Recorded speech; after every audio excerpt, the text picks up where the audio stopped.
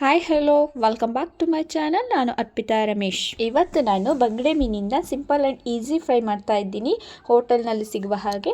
ತುಂಬ ಜನದ ಪ್ರಾಬ್ಲಮ್ ಏನಂದರೆ ಫಿಶ್ನ ಫ್ರೈ ಮಾಡಬೇಕಾದ್ರೆ ಅದರದ್ದು ಕೋಟಿಂಗ್ ಬಿಟ್ಟೋಗುತ್ತೆ ಅಂತ.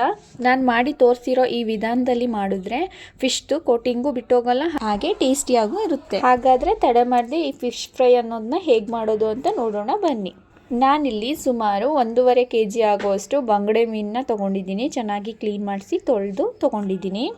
ಈ ಮೀನಿನಲ್ಲಿ ಫಿಶ್ ಫ್ರೈ ಮಾಡೋದ್ರಿಂದ ತುಂಬ ಚೆನ್ನಾಗಿ ಬರುತ್ತೆ, ಹಾಗೆ ಟೇಸ್ಟು ಕೂಡ ಅಷ್ಟೇ ಚೆನ್ನಾಗಿರುತ್ತೆ. ಇದೇ ಮೀನು ತೊಗೋಬೇಕು ಅಂತ ಏನಿಲ್ಲ, ಯಾವ್ದು ಸಿಗುತ್ತೋ ಅದನ್ನು ತೊಗೋಬೋದು. ಈ ಫಿಶ್ಶಿಗೆ ಮಸಾಲೆ ಹೇಗೆ ರೆಡಿ ಮಾಡ್ಕೊಳ್ಳೋದು ಅಂತ ನೋಡೋಣ. ಮೊದಲಿಗೆ 4 ಸ್ಪೂನ್ ಆಗುವಷ್ಟು ರೆಡ್ ಚಿಲ್ಲಿ ಪೌಡರ್ ಅಂದರೆ ಕೆಂಪು ಮೆಣಸಿನ ಪುಡಿ, 1.5 ಸ್ಪೂನ್ ಆಗುವಷ್ಟು ಧನಿಯಾ ಪುಡಿ, 1 ಸ್ಪೂನ್ ಜೀರಿಗೆ ಪುಡಿ, ಅರ್ಧ ಸ್ಪೂನು ಟರ್ಮರಿಕ್ ಪೌಡರ್ ಅಂದರೆ ಅರಿಶಿಣ, 1 ಸ್ಪೂನು ಶುಂಠಿ ಬೆಳ್ಳುಳ್ಳಿ ಪೇಸ್ಟು, ಹಾಗೆ 4 ಸ್ಪೂನ್ ಆಗುವಷ್ಟು ಕಾರ್ನ್ಫ್ಲೋರ್ನ ಹಾಕೋತಾ ಇದ್ದೀನಿ ಕೋಟಿಂಗ್ ಚೆನ್ನಾಗಿ ಬರಲಿ ಅಂತ.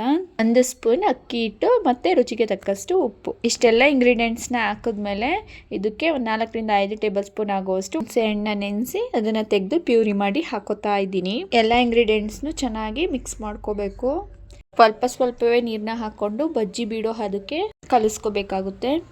ಇಲ್ಲಿ ಹುಣಸೆ ಹಣ್ಣಿನ ಬದಲು ನಿಂಬೆಹಣ್ಣ ಯೂಸ್ ಮಾಡ್ತೀನಿ ಅಂದರೆ ತೊಂದರೆ ಇಲ್ಲ, ಯೂಸ್ ಮಾಡ್ಕೋಬೋದು. ನೋಡಿ ಇವಾಗ ಕಲಸಾಗಿದೆ, ರೆಡಿಯಾಗಿದೆ ಪೇಸ್ಟು. ಇಲ್ಲಿ ಫಿಶ್ಗೆ ಮಸಾಲೆ ಎಲ್ಲ ಚೆನ್ನಾಗಿ ಹಿಡಿಲಿ ಅಂತ ಅಂದ್ಬಿಟ್ಟು ಚಾಕು ಸಹಾಯದಿಂದ ಮಧ್ಯಕ್ಕೆ ಹಿಂಗೆ ಸಣ್ಣ ಸಣ್ಣ ಪೀಸಸ್ ಮಾಡ್ಕೋತಾ ಇದ್ದೀನಿ ಲೈಟಾಗಿ. ಎಲ್ಲ ಫಿಶಸ್ಗೂ ಕೂಡ ಹೀಗೆ ಮಾಡ್ಕೊಂಡಿದ್ದೀನಿ. ನೋಡಿ ಇದು ರೆಡಿಯಾಗಿದೆ. ಇದಕ್ಕೆ ಇವಾಗ ಒಂದು ಸ್ವಲ್ಪ ಉಪ್ಪನ್ನ ಸೇರಿಸ್ತಾ ಇದ್ದೀನಿ. ಯಾಕೆ ಅಂತ ಅಂದರೆ ಮಸಾಲೆಗೆ ಕರೆಕ್ಟಾಗಿ ಉಪ್ಪಾಕಿ ಮಸಾಲೆ ರೆಡಿ ಮಾಡ್ಕೊಂಡಿದ್ರು ಕೂಡ ಫಿಶ್ನ ಫ್ರೈ ಮಾಡಿದಾಗ ಮಸಾಲೆ ಕರೆಕ್ಟಾಗಿದ್ರೂ ಒಳಗಡೆ ಫಿಶ್ ಒಂದು ಸ್ವಲ್ಪ ಸಪ್ಪೆ ಅನಿಸುತ್ತೆ. ಅದಕ್ಕೋಸ್ಕರ ಉಪ್ಪನ್ನ ಹಾಕ್ಕೊಂಡು ಚೆನ್ನಾಗಿ ಮಿಕ್ಸ್ ಮಾಡ್ಕೊತಾ ಇದ್ದೀನಿ. ಇಷ್ಟಾದಮೇಲೆ ಮಸಾಲೆಗೆ ಫಿಶ್ನ ಹಾಕಿ ಫಿಶ್ಗೆ ಚೆನ್ನಾಗಿ ಕೋಟಿಂಗ್ ಕೊಡಬೇಕು. ಕೋಟಿಂಗ್ ಕೊಟ್ಟಾದಮೇಲೆ ಒಂದೊಂದಾಗೇ ಒಂದು ಪ್ಲೇಟ್ಗೆ ಹಾಕೋತಾ ಇದ್ದೀನಿ. ಈಗ ಎಲ್ಲವನ್ನು ಕೂಡ ಒಂದು ಪ್ಲೇಟ್ಗೆ ಹಾಕ್ಕೊಂಡು ಸರ್ವ್ ಮಾಡಿ ನಿಮ್ಮ ಮುಂದೆ ತೋರಿಸ್ತಾ ಇದ್ದೀನಿ. ನೋಡಿ, ಟೈಮ್ ಇತ್ತು ಅಂದರೆ ಒಂದು 2 ರಿಂದ 3 ಅವರ್ ಚೆನ್ನಾಗಿ ನೆನೆಸಿ ಮಸಾಲೆ ಎಲ್ಲ ಚೆನ್ನಾಗಿ ಹಿಡಿಯುತ್ತೆ. ಇದಕ್ಕೆ ಒಂದು 3 ಅವರ್ಸ್ ನೆನೆಸಿಟ್ಕೊಂಡಿದ್ದೀನಿ. ಒಂದು 3 ಅವರ್ಸ್ ಆದಮೇಲೆ ಒಂದು ಬಾಣಲಿಗೆ ಎಣ್ಣೆ ಬಿಸಿ ಇಟ್ಕೊಂಡು